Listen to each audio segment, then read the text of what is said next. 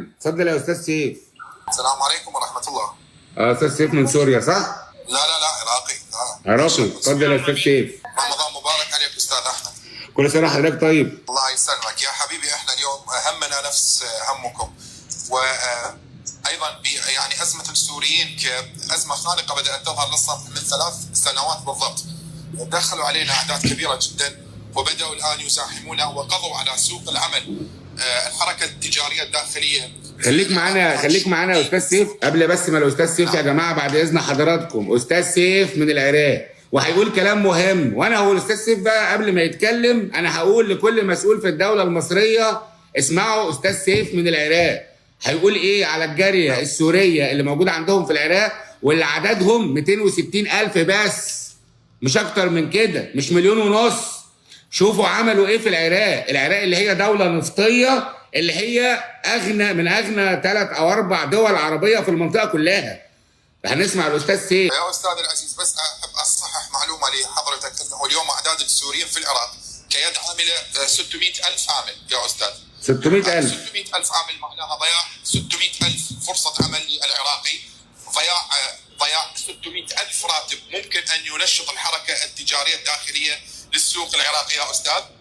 بدأوا اليوم ايضا بالتطاول علينا ويسبون في اعراضنا، وايضا يصعدون، اقسم بالله فيديوهات موجوده ومنتشره، السوري يصعد على عمارات في بغداد ويصور القوات الامنيه العراقيه، وهذا بحد ذاته انتهاك لسياده بلد. كونك انت لاجئ هارب من بلدك وطالب ان تعمل في بلدي وطالب الامان، يعني انت طالب ان تاكل والامان في بلدي، تنتهك سياده بلدي ولا تحترمني وتقوم باعمال استفزازيه وتتحدى.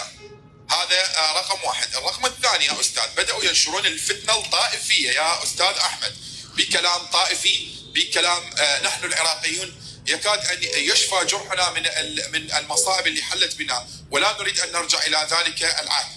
هم بداوا وعادوا ينبشون بهذه الامور، انت من اين؟ انت شنو طائفتك؟ انت ماذا اتجاهك؟ يسالون.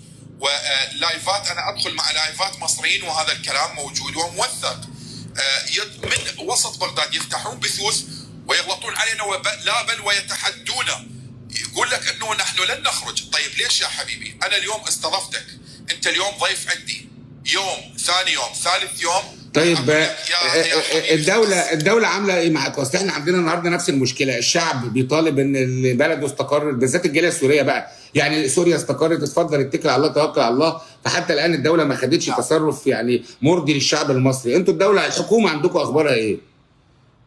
نعم استاذ، اليوم السوريين طريقة دخولهم، بس خلي اوضح لك شغلة حتى تعرف القرار الحكومي. دخول السوريين اكثر شيء عن طريق اقليم كردستان. يروح اقليم كردستان، بالمناسبة هم خربوا اقليم كردستان، وانه العمل في اقليم كردستان واقليم كردستان الان يمر ازمة اقتصادية بسببهم. فصاروا يجون الى بغداد واثروا ايضا على سوق العمل في بغداد وبعض المحافظات الجنوبية العراقية. بالتالي احنا اليوم عملنا حملات من خلال منصة التيك توك ومنصة الفيسبوك ايضا، نطالب الحكومة العراقية بإيجاد حل لهؤلاء بترحيلهم وتوفير فرص العمل وخلق فرص عمل للشباب العراقي. كل بلد هو المفروض يكون خيرا لأولاد بلده يا أستاذ، وليس لنا علاقة بما يحصل في بلادهم، ويجي يستعطفني ويقول أنا جوعان وأنا محتاج عمل. طيب يا حبيبي، هذا شأنك الداخلي، مشاكلك في بلدك روح حلها بنفسك. أنت اليوم كيف تريدني أن أؤمن لك وأن أعطيك الراية والأمان؟ أنت في بلدك عملت مشاكل، أنت في بلدك كنت بالضد من ابن بلدك، فكيف تريدني اليوم أن تكون جاري، أن تكون شريكي في عمل؟ مستحيل.